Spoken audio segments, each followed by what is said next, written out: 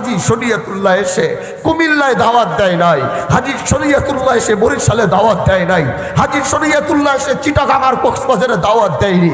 তিনি তো আপনি যেই মাটিতে জন্ম হয়েছেন, আমি যেই মাটিতে জন্ম হয়েছি, আপনার বাবা যেই মাটিতে জন্ম হয়েছে, হাজী শরীয়তুল্লাহরা এই একই শিবচরের চরসামাইলের গ্রামে সিরিয়াল ইউনিয়নেই তার জন্ম হয়েছিল।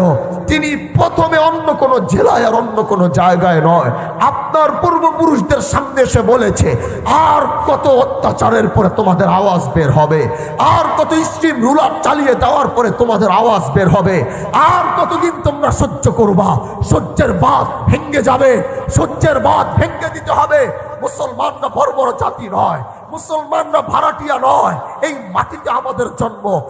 সাগর 13 নদী পার করে এসে আমাদের উপরে সাদা চামড়াওয়ালারা কর্তৃত্ব করবে, আমাদের উপর অত্যাচার করবে, আমাদেরকে তার হুকুম মেনে চলতে হবে। আরে তার থেকে তো আমাদের মরে যাওয়া ভালো।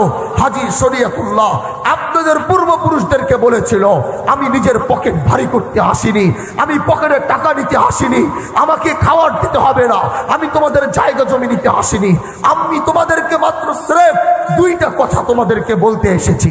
আমাদের সামনে 2টা রাস্তা রয়েছে, হয়তো সংগ্রাম করে আমরা বিজয় অর্জন করব, আর না হয় সংগ্রাম করে আল্লাহর রাস্তায় শহীদ হয়ে যাব। কিন্তু তারপরও ব্রিটিশ আর এই হিন্দু জমিদারদের এই লাঞ্ছনা বঞ্চনা, তাদের অত্যাচার আমরা মেনে নিব না। তখনই আপনাদের পূর্বপুরুষ শিবচরের প্রতিটা মুরব্বীরা 250 বছর আগে শিবচরের যে মা বোনরা ছিল, 250 বছর আগের শিবচরে আপনাদের যে বাপ দাদারা ছিল, তারা সেই কথার অনুসারে বলল, ঠিক আছে হাজী সাহেব আসুন, আমরা আর বসে থাকবো না। হাজী সাহেব হাজী শরীয়তুল্লাহর সাথে হাতে হাত মিলিয়ে তারা শিবচর থেকে এমন এক বিপ্লবের আওয়াজ দিল, শিবচর থেকে এমন এক কণ্ঠস্বর দিল, আল্লাহ এই কণ্ঠকে এমন ভাবে কবুল করেছিল। তখন শুধু শিবচরই নয়, তখন শুধু মাদারীপুর নয়, তখন শুধু বাংলাদেশ নয়, তখন গোটা ভারতবর্ষে শিবচরের আওয়াজ পৌঁছিয়ে গিয়েছিল।